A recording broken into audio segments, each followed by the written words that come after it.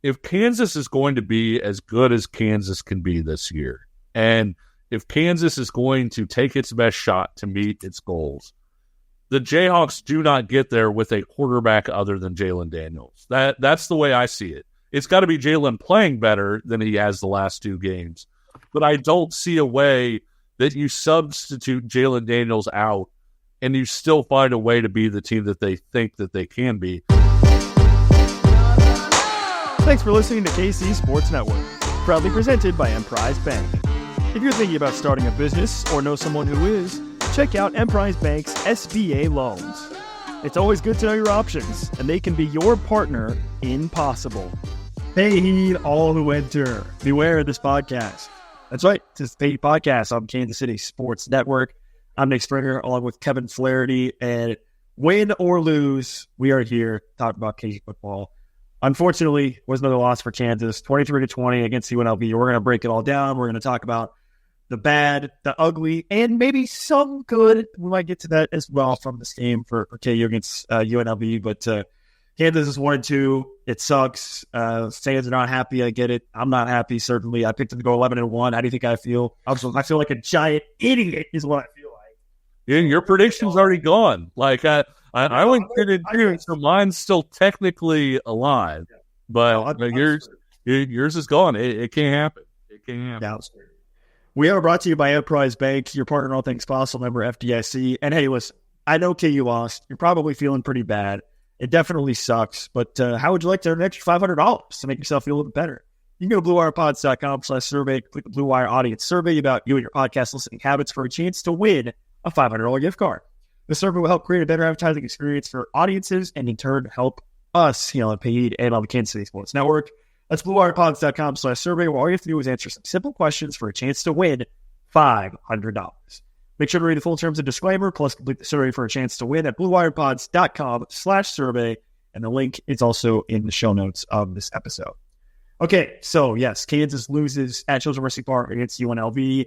The sky maybe started to fall a little bit. People are hitting a panic mode.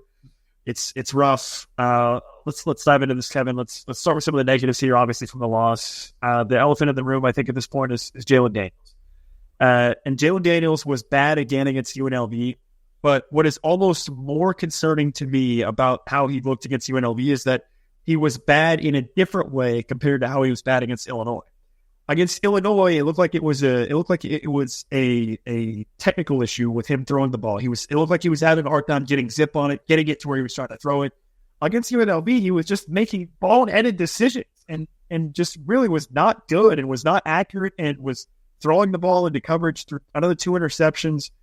Just another really tough night for Jaylen Daniels after what looked like a promising start for KU. What was your takeaway from Jaylen Daniels' performance and where do you sit with him right now as KU gets ready for conference play? Yeah, a lot of people know that I like to go back and rewatch games, and I think when you're fueled in the fire of bad Kansas football and you get used to going back and rewatching some of those things, you almost build up a little bit of an immunity to watching bad games, and so we saw it right in person at Children's Mercy Park last night. I've seen the game twice since then, going through, pausing some stuff, rewinding some stuff to see it multiple times, kind of see what happened. And Nick, there was a stretch there for about 20 minutes or so where Jaylen Daniels was really struggling. It happened from a time period, sort of a little bit past midway into the second quarter and went almost through the end of the third quarter. And when you look at UNLV's ability to make a move there over that time period, Jaylen attempted 10 passes. Nick, he completed one of them for 3 yards, and that pass was thrown to the backfield. It was a real quick turn. Hey, you're 5 feet away. I'm throwing the ball to you, Luke Graham. Go use your legs to make 3 yards. I will say, and I'm sure we're going to talk about this a little bit more, there were some things there that weren't necessarily on Jaylen. 4 of those incompletions were in receivers' hands and didn't wind up getting completed for one reason or another. And the other thing is that I'll say is I did feel like there was a little bit of a bounce back, right? After he had the play where he kind of sat in the end zone for about 25 minutes, drinking coffee, reading a newspaper, and then found Savion Morrison, your guy, for an 18-yard gain. That kind of started him back up a little bit. He finished, 4 of 6 for 50 yards on his last 6 throws. One of those 2 incompletions, Nick, was a throwaway on their final possession, which isn't a real incompletion to me. It wasn't like you were trying to hit somebody and missed. So I did feel like there was a little bit of a rebound in it. But at the same time, with how hot he started, with the way they were able to use his legs and use him as a runner, it felt like he was fixed, right? That may be a strong way to put it, but I remember distinctly tweeting last night after Jaylen broke the long touchdown that was his second, saying, hey, that's very Jaylen Daniels-like, that play there. Maybe he is fully back from the Illinois game. And I thought Lance Leipold, after the game, kind of said, hey, he said some really interesting things. One of the things, he called it kind of a fragile situation, talking about, Jaylen's confidence. Another time, and I thought this was maybe even the more telling comment, although you could tell it seemed like everybody realized fragile situation was going to be the 16-point font thing, because another reporter in there asked him, well, with it being such a fragile situation, we could see Lance being like, oh, no. But I thought maybe the more interesting thing he said, Nick, was sort of, maybe getting back into some things that are more in Jaylen Daniels' wheelhouse. And I think that's a very important distinction to make, because Jaylen Daniels is a guy that a lot of people talked about online replacing, and was talked about on the radio broadcast, as I'm sure we're about to talk about, as somebody who should be replaced. We have seen Jaylen Daniels be effective, right? And when people talked about, hey, Jaylen may not be the same guy anymore, I think what they were looking at was the Illinois game and the thing that you were talking about where, hey, the throws are lacking some zip. Everything's coming in, not with the same velocity. Is there an injury there that we don't know about? Against Illinois, that wasn't an issue. I mean, he had some throws that looked like the old Jaylen Daniels howitzer. I think you look at it and you say, this is a guy who has been a proven effective player at this level. How do we get him back there? And to me, I caught some heat after the game, because one of the things that I tweeted was, a lot of people are talking about benching Jaylen or replacing Jaylen, bringing Cole Ballard, bringing Zeke Marshall, so on and so forth. To me, Nick, Kansas still has goals this season, right? And they haven't missed out on those goals yet. If Kansas is going to be as good as Kansas can be this year, and if Kansas is going to take its best shot to meet its goals, the Jayhawks do not get there with a quarterback other than Jaylen Daniels. That's the way I see it. It's got to be Jaylen playing better than he has the last 2 games. But I don't see a way that you substitute Jaylen Daniels out and you still find a way to be the team that they think that they can be. And I think they can be that team if they clean some things up, and that includes Jaylen Daniels along with that. Yeah, I think the counter to that would be, okay, well, if Cole Ballard is your starter in these first 3 games, you're probably 3-0. And I don't love that argument, and we'll talk about that. The reason I don't love that argument, and I'm really sorry for cutting you off, is we'll talk about things that Kansas didn't do around Jaylen Daniels, but against Illinois, I agree. You might have been able to do that because Kansas was just moving Illinois around, right?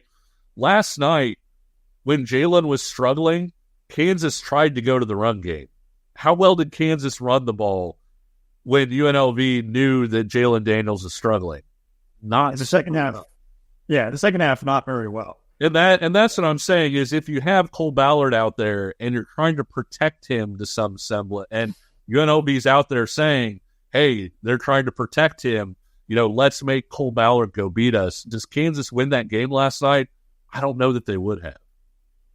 Yeah, I mean, I'm not saying I agree with the sentiment that if you started Cole Ballard in these first 3 games, he'd be 3-0. But that, I guess, would be like sort of the knee-jerk, argument. Well, if Cole Ballard doesn't throw 6 interceptions, then maybe KU does win both those games. So There's a lot to unpack there. What you said with Jaylen Daniels. A couple of points that I had thought about was, number one, I agree with you on the point that probably Jaylen Daniels is KU's key to reaching their highest ceiling, right? And I think it's going to come down to the marriage with Jeff Grimes. Those two have to figure something out, right? I mean, obviously after the Illinois game, a lot of blame was on Jeff Grimes. In this game, I think it was more on Jaylen Daniels with some of the decision making. Like, as much as people may want to blame Jeff Grimes, like Jeff Grimes can't read the defense. Like, he's not out there, throwing the football. Like, it's got to be. It's not an exclusive relationship, one-on-one of the two. They have to figure out how to work together. So that was my first takeaway.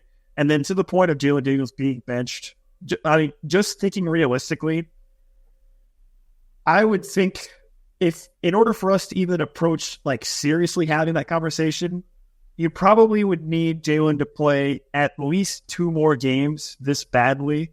Like, if he goes out against West Virginia and throws another 2 or 3 interceptions and KU loses big, and then they come back home and lose again at Arrowhead Stadium and he plays bad, yes, okay. Then I think it's legitimate to have that conversation.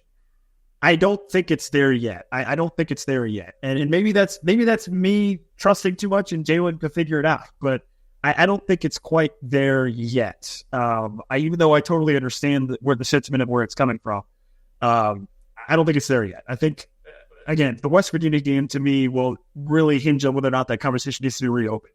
As if he goes out and really struggles again against West Virginia and throws maybe 2 or 3 more interceptions. Because then at that point, it's like, okay, now the conversation can be had about whether or not you need to consider benching him. And listen, you mentioned the radio broadcast last night with BMAC and David Lawrence kind of talking about it, and they both, I think, made a similar point of, benching Jaylen Daniels does not mean you're just throwing in the towel. Right? Sure, like you could bench him for a game and see how that may reset him. Maybe that gives him a mental break or something that he needs or something to get it going. Series, right? Theoretically, you could sit him down and just be like, "Hey, take a break for a few minutes and pull in Cole Ballard." But the other thought that I had about this was, listen, you had a whole month of fall camp to evaluate the situation. Like, I started thinking about this. Like, was Jaylen Daniels just terrible in fall camp too, or is this coming out of nowhere? Like, that was the part that kind of started to befuddle me as I thought about it more last night. It's like, man, like you had a whole month to evaluate this. Like, if Jaylen was struggling this badly for 4 weeks of fall camp, and then you still rolled with him to start the season, and he looks this bad to start the season, then all of a sudden maybe that conversation about, playing Cole Ballard, I think maybe does need to be added if this is how he's been playing in fall camp for 4 weeks. But it's like, it's equally confusing out of both cases. Because, like, if he wasn't bad in fall camp and now all of a sudden he's just been terrible for these the last 2 games, like, what does that mean? So there's, and I don't know. And then the other thing that really bothered me, that really, really concerned me actually is, and you touched on this a little bit, Lance Leipold and Jaylen Daniels' comments after the game as well. Yeah. Reading between the lines on their comments, it read to me as if it was some guys who didn't know what the problem was and didn't know don't know what the solution is either. That is very alarming, right? If it's there was some real comments where it was like, man, it seems like Jaylen and Lance are both kind of proverbially scratching their heads and thinking, what in the hell is going on? And that is really alarming. If they're not quite sure what the issue is or how to fix it, because conference play is getting started, and you touched on it. Like, the season is very, very much teetering on the edge of being, almost a lost season. Really, you can still salvage it if you beat West Virginia on the road and get back to 2-2 and start conference play 1-0, and maybe you can kind of start to build from there. But if you lose West Virginia, the season is actually done. Pretty much. So time is ticking for KU. No doubt about that. Yeah, I think I think they're in a really tough situation with all of this. And I think, it's tough to find an answer when you don't necessarily have a great answer, because we're going to get into this more, but Jaylen Daniels was far from the only issue with Kansas. And one of the things that I tweeted out today, Nick, was, and this spans over 3 different starting quarterbacks, Lance Leipold talks all the time about Kansas needing to play clean football, right? in only one of Kansas's last 6 games have the Jayhawks turned the ball over fewer than 2 times. And that was against Cincinnati, who was pretty much, walking dead at that point. And so when you look at that, and that's Cole Ballard against K-State, that's Jason Bean, against UNLV through 3 picks, in the bowl game, even though it was a bowl game that they wound up winning by double digits. And obviously that's now the 3 games of Jaylen this season. And so for a program, I don't even want to say that prides itself on it, but a program that has to play clean, right? Like that's what Lance Leipold always says is we have to fix these things. We have to play clean. We are not good enough to not play clean and win football games. Well, that's really come home to roost in this thing. And it's not just turnovers, it's penalties, it's drops, it's missed assignments. And I think that's the staggering thing for me at this point is whenever there's blame, people want it to be 1 or 2 people, right? Because that's the easy solution. Oh, if you just fire Jeff Grimes, everything's fixed. You just switch quarterbacks like that, they won't turn the ball over anymore. I think the problems are a lot more multifaceted than that. I think when you go back and rewatch this game, as I have, you can see a lot of guys at a lot of different positions making mistakes, and I think that's the difficult thing is that even when you look at the Lindenwood game with the way that they started off with the turnovers and all that, Nick, we're 3 games into the season, and I'm not sure Kansas has played a clean game yet. Yeah, I don't even know if they've played a clean half. Yeah. To be honest with you. There's a lot to unpack there with Lance Leipold that I want to get into. One thing I do want to mention, though, is, I think UNLV does deserve some credit. Like, they came in, it was a loud environment at Children's Mercy Park. I want to talk about the fans also, but UNLV does deserve some credit. Matthew Sluka, if you look at his passing numbers in the box score, you'll think, oh, not very good. But he was making some good throws. His receivers had some drops, too, and he was great on the ground, obviously. So, props to UNLV, man, for coming in. They were I thought heading in and after the game, I thought UNLV was better than Illinois. And I'm not saying that that's going to make anybody happy or whatever else, but I do think that the UNLV loss came against a better team than kind of what they did against Illinois. Yeah. So I do want to get more into Lance Leipold, but we do have to take a break here. Before we go to break, though, look, win or lose, you can always look good in your home field apparel. Oh, that's right. Head to homefieldapparel.com. Listen, even if you lose, if you look nice, if you look good, that's half the battle, I think. So head on over to homefieldapparel.com. You can use promo code PE24. I've got the Kansas track and field relays with the Warhawk on it shirt that I'm wearing if you're watching on YouTube.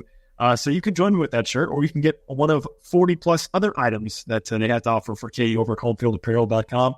I mentioned it before, but I've got a pair of KU joggers from homefieldapparel.com, the comfiest pair of pants I have ever owned in my entire life and probably will ever own. And we're about 2 weeks away from the weather getting to a point where I'm going to be wearing those bad boys almost every day. So you can do that as well over at homefieldapparel.com. Once again, the promo code PEGI24, 15% off your first order. More KU football talk is coming up next.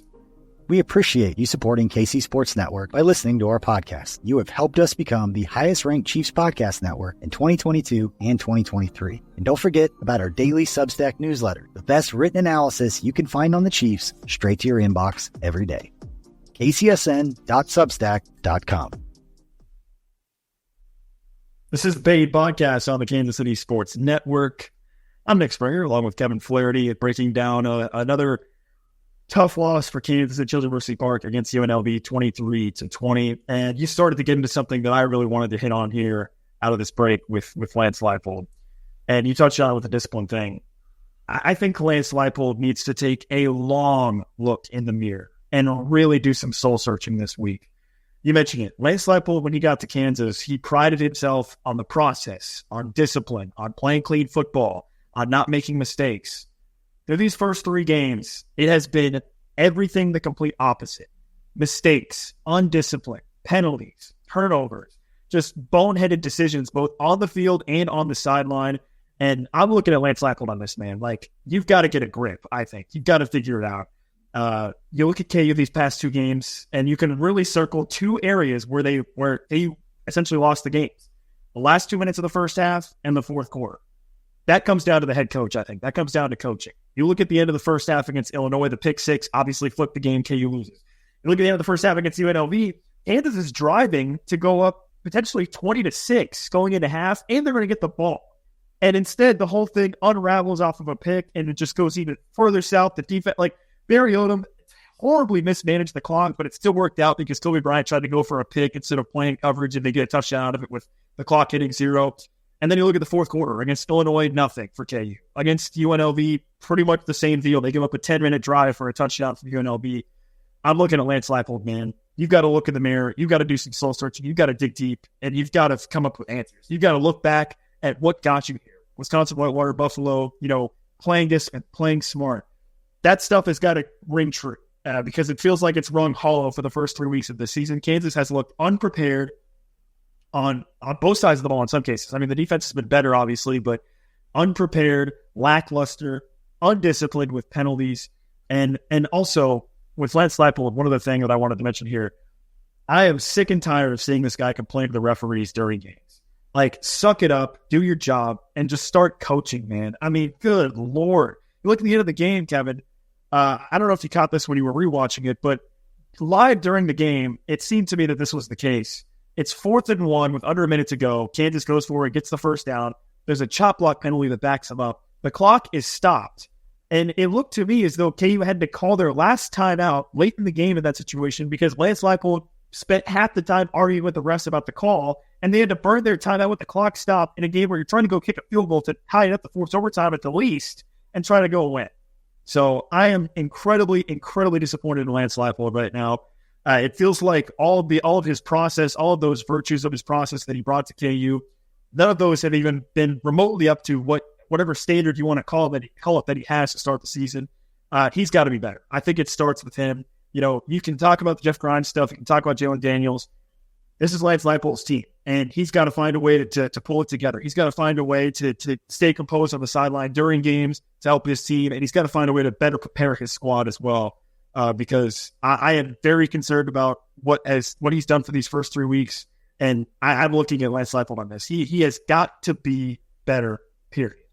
Well, you must have listened to Lance last night because one of the things that Lance Leipold did say last night was put the blame on me. Don't put it on and Nick is like, I am taking you up on that, by God.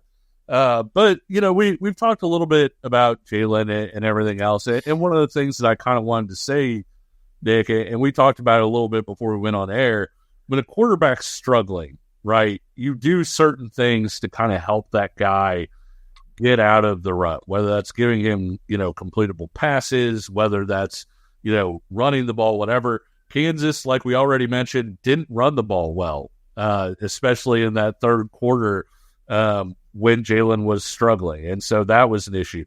They put him way behind the chains multiple times with penalties. And I felt like, too, it wasn't like there were a ton of layups out there for him to have at that point. I think, you look at the drops that they had over sort of that 1 for 10 stretch. The Lawrence Arnold misses a block on a screen pass. That's another thing that I think, the numbers dictated that would work. And it didn't work in part because Kansas's receivers have really struggled to execute bubble screens. And I don't know whether at practice, hey, they're doing a great job with this. It's going for 60-yard touchdowns all the time when they're running this at practice. But in games so far, Nick, Kansas has really struggled with those where they've thrown those little bubbles out there. In that situation, LJ didn't make a block. It was almost picked off again, like we saw in the Illinois game when Jared Casey missed a block on a bubble screen. Later in the game, Kansas has kind of a second and short, and you throw a bubble screen out to Luke Grimm, and in that case, the block was actually made, but the linebacker is to one side of Luke Grimm. The only path that he has is forward, and he went backwards and got a 7-yard loss, and all of a sudden you're facing a 3rd and 8 rather than looking at either a potential first down or a 3rd and short. And so all of that is to say, when you look at the lack of a running game, kind of when he needed it, when you look at the offensive line penalties and the things that were there, when you look at the receivers not really getting open and having some of those issues with drops and things like that, Jaylen didn't have a lot of help pulling back out of when he was struggling. And that's not to say that he's not to blame for any of it. I just want to say, Nick, there's a lot of blame to go around. There really is. And even the defense, which I thought played really well again for the most part. The defense gives up the play that you talked about right before half. Even with Jaylen throwing the pick and the interception, Barry Odom's basically giving you a gift. Like, I don't know what he was doing. Running around, all you have to do is tackle a guy at that point, and you wind up getting out of the half even with that mistake. And Kansas was so confused, Nick, one of the corners sprints to the middle of the field. Like, for no reason. Like, I don't know if he didn't understand kind of what his assignment was, and it wasn't Kobe Bryant. And I almost wonder if Kobe was left, holding the bag in that situation.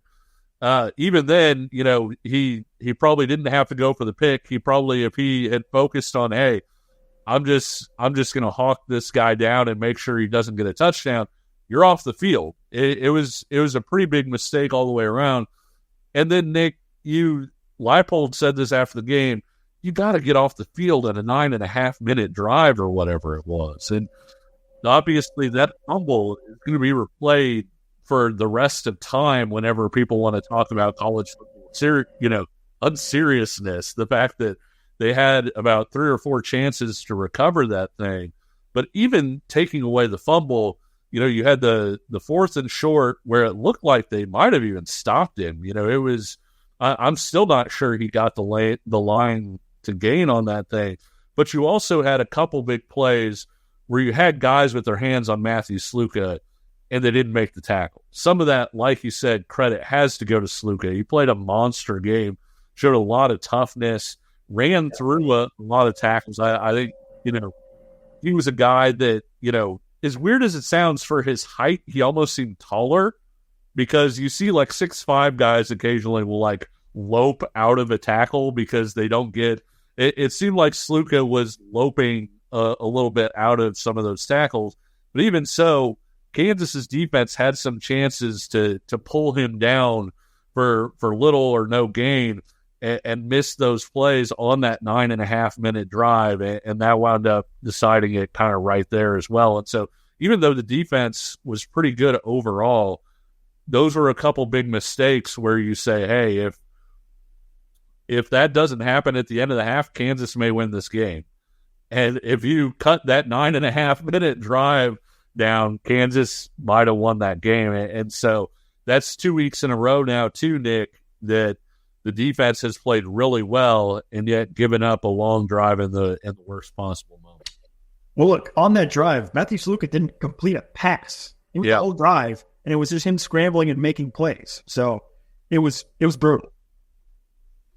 Yeah. It's one of those. It's one of those things where, like I said, you really could go almost all the way around and say, this guy, missed this guy had this bad play, this guy had that bad play. And that's, to circle everything back around it. And to your point, you putting this thing on Leipold, it feels like it is like an overarching thing where you need everybody to clean things up. It's not, hey, will Jaylen get right in the quarterback room this week? It's, hey, are they going to fix all of these? How do you have a chop block or 4th and 1 running like not even in the play, Nick? It was on the opposite side of the line. The ball was going this way, and you have a chop block over here. I mean, that's the thing is, and then the play right after that, UNLV rushes 4, and the defensive end basically beats a double team, goes right by Bryce Cabledew. Devin Neal squared him up, but then he got off Neal's block and kind of makes the sack. And it's just one of those things where there are so many different places to point fingers. And to be honest with you, I mean, I hate it when anybody dumps on a college kid, but you almost wish it was just Jaylen, right? Because you would have something where you could say, this is the problem, let's take care of that. Nick, there's problems, plural here, that Kansas needs to clean up if the Jayhawks are going to be a bowl team, much less if the Jayhawks are going to make a legitimate run at a Big 12 title. Yeah, one other thing about this game that I think is maybe not talked about enough is Daniel Highshaw being out has certainly late in the game heavily impacted KU's play calling, I think, because they gave it to Devin Neal early and often in the game, right? And Devin Neal had finished the game with 23 carries. They were giving him the ball. He was pretty effective in the first half. He looked great. KU's offensive line was really kind of blowing UNLV off the ball in the first half. Devin Neal ended up, by the way, with 24 total touches for 143 yards, or 153 yards, excuse me. And he was very effective, right? But late in the game, I almost wonder if he was hesitant to keep giving him the ball because of the fact that they utilized him so much in the first half, and you don't want to just give him the ball, 40 times. And I think if they had Daniel Highshaw, maybe they might have been able to run the ball more with Highshaw or with Neal if he was fresher in the fourth quarter or third quarter, like maybe they might have otherwise. So I think, especially late in the game, I had noticed that Highshaw was sorely missed because it didn't feel like KU trusted, for whatever reason or other. It didn't feel like they trusted to run the ball with Savion Morrison or anybody else. So they just kind of went away from that entirely late in the game. Which again, to your point, circling back with Jaylen Daniels struggling, is like you want to help him out a little bit with something else, on the ground late in the game like that, and it just didn't happen for them. So. I think the lack of Daniel Highshaw was significant late in the game. I think he was sorely missed for KU. I do want to give a quick shout out also to the fans, though. They packed it out. It was extremely loud.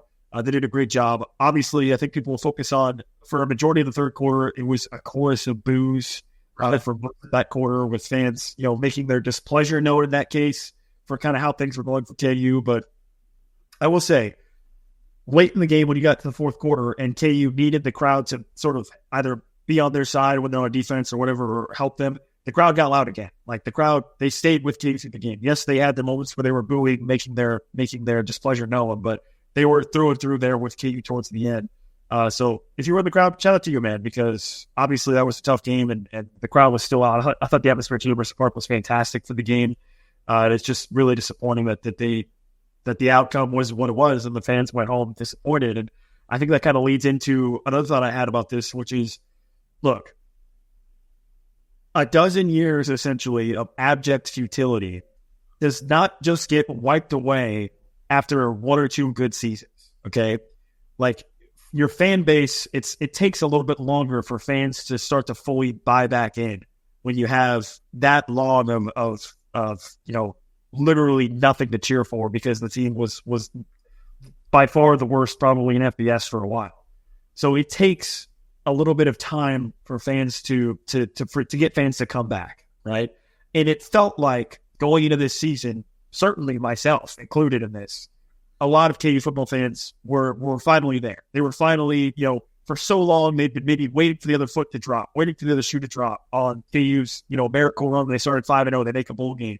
On last season with the Jaylen Daniels injury, with the Jason Beat still leading them, right? Like, there were so many different times, so many different situations where you maybe felt like, okay, it's KU football. When is the other shoe going to come down on this? When are we just going to go back to what we've been for the past 10 years? And it didn't really quite happen. Like, KU obviously had the success they had. And then going into this season, you've got 40 seniors. You're building a new stadium, right? Like, you have all this positive momentum. And it felt like at least, okay, finally, we're no longer that team. This is a legitimate, going back to 2021, new era of KU football, right? No more of that futility. And then you go out and you do this to start this season for these first three games. And it's just brutal, because every time that this happens for KU, where you start to get fans to buy back in, and then something like this happens, it's going to become that much harder to get them to buy back in again in the future, right?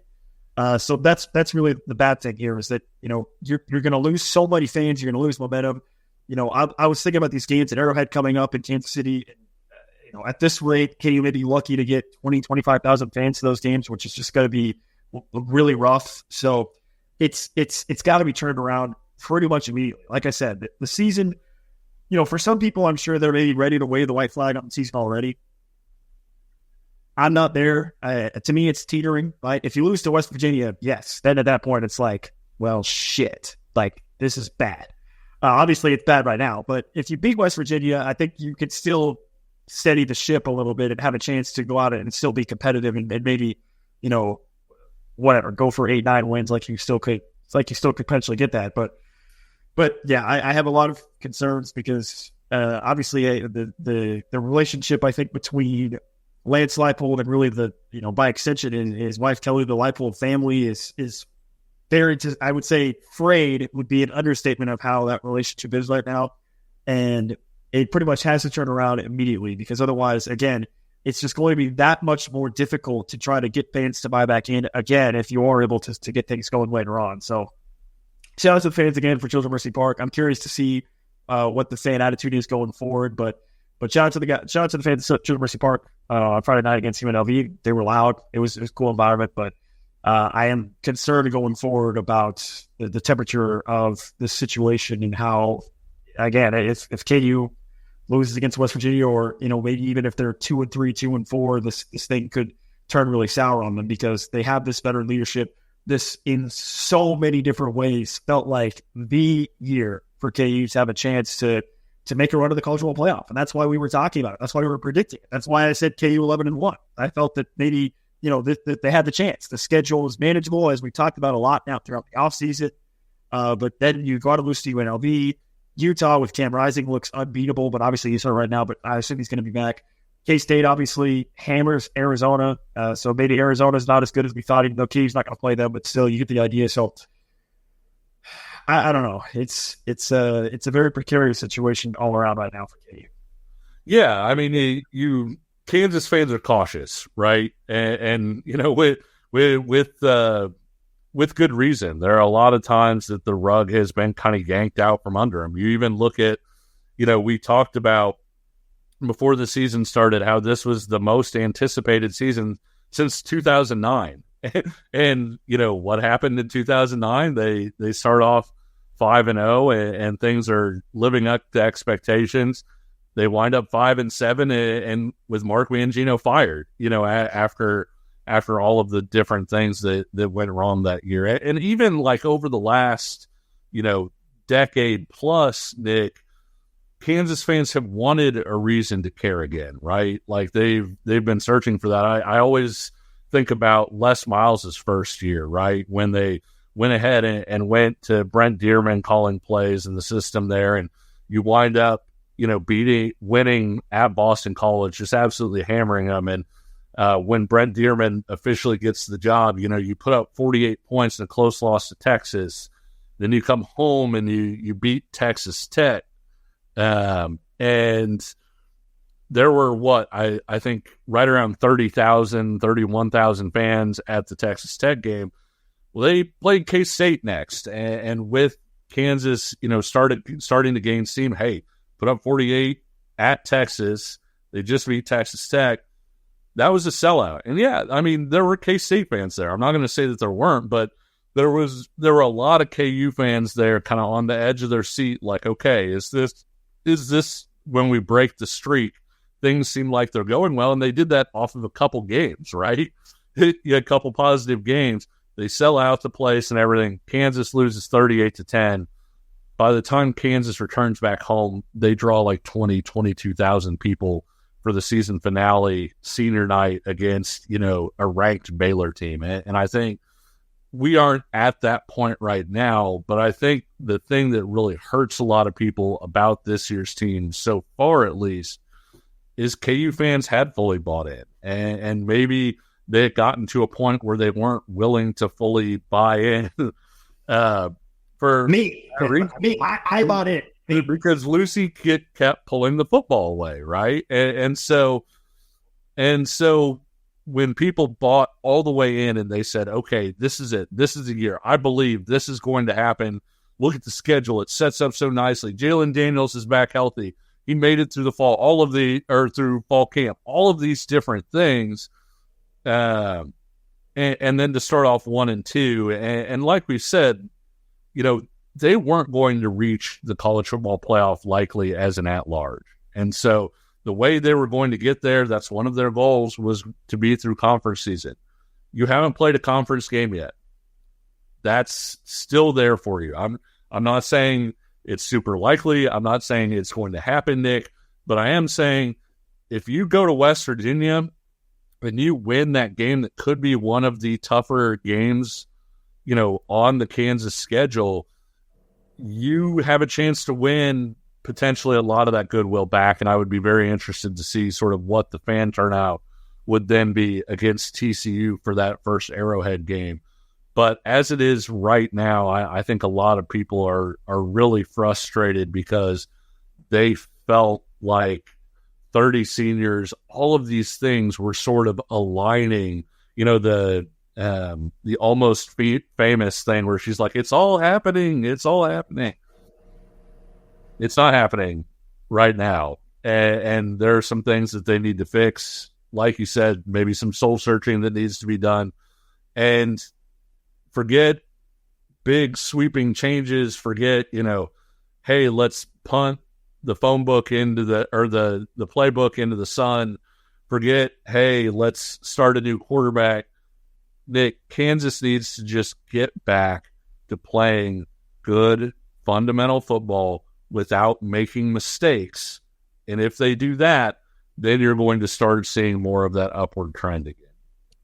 Yeah, look, Lance Leipold is very process-driven. I know I kind of ripped into him early in the show, but he's very, very process-driven, and he is very, very dedicated to that process. And so I definitely agree with you about there's probably not going to be sweeping changes. Like, again, it would probably take 2 or 3 more terrible games from Jaylen Daniels for that conversation to really come up, I think, legitimately for KU to make a change, right? Jeff Grimes is not going anywhere. Lance Leipold hired him. He's committed.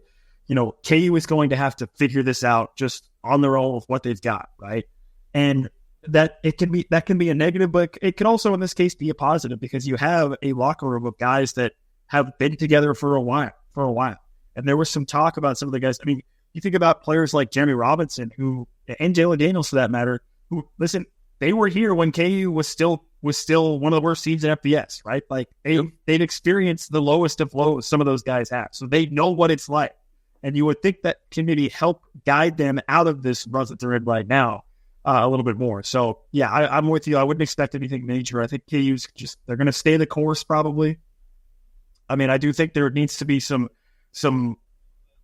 serious introspective thought from Lance Leipold specifically about the process and about sort of the direction this thing's going right now.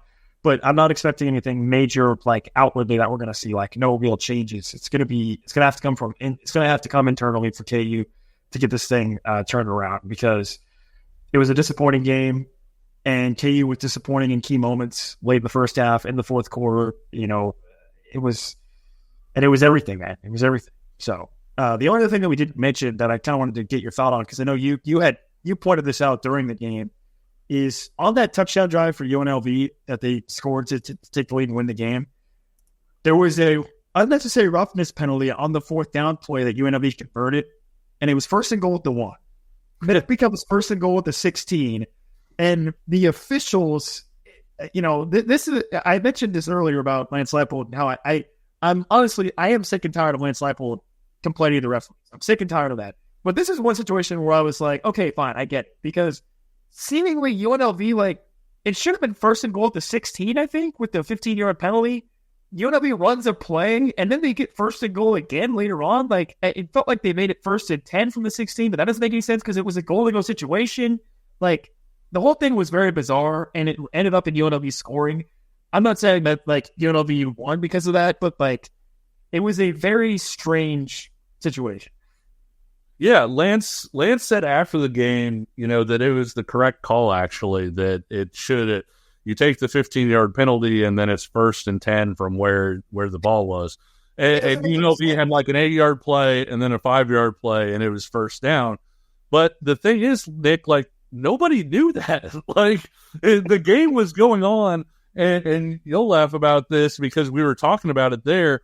We followed the live stats, put up and everything. The live stats just froze for about 5 or 10 minutes, because I don't think anybody realized, like, hey, what's going on in this situation. And so it certainly wasn't made very clear, hey, this is why it was that way. But yeah, Lance had said afterwards, he's like, yeah, that's the right call. You move it back 15 yards and then it's first and 10 from where it was. The one thing I wanted to say, it's totally different. It's back to what you were saying a minute ago. But one of the things that Jeremy Robinson did say in that post game was, we've had losses like this before. And he was talking about basically like, hey, the bad KU football teams, we have been through these things before. And I'm interested to see, he mentioned that, but at the same time, like, it's not like they fixed that in a day, Nick. Like, they had those losses. It took 2 years. It was a process, and they got to where they were winning at a higher level. And so, yes, they've kind of been on both sides. Yes, they've had the losses where you can go to the locker room and pretty much look all around and say, well, I'm at fault, he's at fault, he's at fault, he's at fault. They've had that before. They didn't fix it in 7 days' time. And I think that's going to be the challenging thing. As weird as it sounds, I think position meetings this week could be so important, because I think it's really important for each of those coaches to kind of get across to their position groups. I would show all of them the tape and say, like, look, guys, like, if we fix these things, then we're okay. We just can't have these things happen. And so that's easier said than done, but it's a quick turnaround, right? Again, they have an extra day, but I mean, in terms of going from a game like that into going into a game where so much of your season kind of relies on a positive result, it's a quick turnaround. Well, that's what just really pisses me off about this whole thing. It is Lance Leipold gets here, and it's discipline, clean football, yada, yada, yada. KU didn't have the talent. KU didn't really have the experience, right? And so that was the driving point, okay, of that process. Discipline, taking care of the football, playing clean, yada, yada, yada, all that stuff, right? Well, now you have the talent. You have the experience. And it seems like all that stuff just went straight out the window. And now you're losing games because of all that other crap that was supposed to be part of your process when you first got here. And you've got the talent now. But now that everything else just went away. Well, I don't understand what happened to that, because you've got the talent, you've got the experience. Like, you look across the board, KU had the talent, pretty much at almost every position over UNLV. KU had the talent in a lot of positions over at Illinois. But all the other stuff that was supposedly part of your process when you first got here, playing clean, all that crap, it's just gone. It's gone. That's what's so freaking frustrating with this. It's like, you had the one thing, the clean football, you had that stuff, and it was process, you got there right. And now you have the talent, the experience, and it's all gone. It's a tough pill to swallow, for sure, but it is one that ultimately, as weird as it sounds, I think you'd rather be in the more talented bucket with stuff to fix than, hey, you lost to Illinois and UNLV because you weren't good enough and you weren't talented enough. And I don't think that's the issue, which means that the stuff is fixable. But it's up to those 30 seniors. It's up to the players on roster. It's up to every coach. It's up to the coordinators. And ultimately, it's up to Lance Leipold to say, hey, this is what Kansas football is. They talk about the standard, Nick, right? Like, this is what the standard is. You got to meet the standard. Yeah, that standard has unequivocally not been met through the first 3 games. So a lot to work on. Very disappointing start to season for KU football. But hey, if you're tuned into us, thank you so much. Appreciate you listening, watching. Be sure to leave a like, subscribe, share your thoughts, share your comments. Let us know what you think the issue was, what you think KU needs to do to fix it. You can do that in the YouTube comments. You can do that as well on the Mint Mobile text line. If you want to send us a text, 913-407-6524. Be like Kobe Bryant's dad. He sent us a text a couple weeks ago. Be like him. 913-407-6524. Share your thoughts if you're as angry as I am. Because look, I was kind of sunshine and daisies last week after the Illinois loss. Like, I was like, everything's fine. Jeff Grimes is fine, whatever.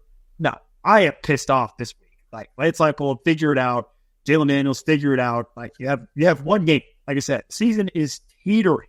one game to figure this crap out, and you better do it against West Virginia. So, listen, win or lose, Kevin and I will be here. We'll be here to talk about it. We'll be here to either celebrate KU figuring things out, turning it around, or we'll be here to help commiserate with you if KU continues to struggle. We'll be here regardless on the Payheat Podcast. So be sure to check us out on our social media on Twitter as well at Payheat KCSN for updates throughout the week as well on our shows also.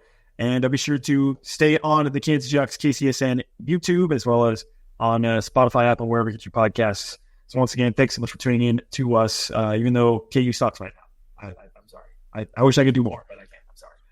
I'm sorry. Until then, we're going to be talking West Virginia later on this week as KU does try to turn things around on the road in Morgantown. So be on the lookout for that later on in the week. Be on the lookout for Brandon McAnderson with Boots Review as well this week, also on KCSN. But until then, Kevin Flaherty, I'm Springer. We'll talk to you later. See ya.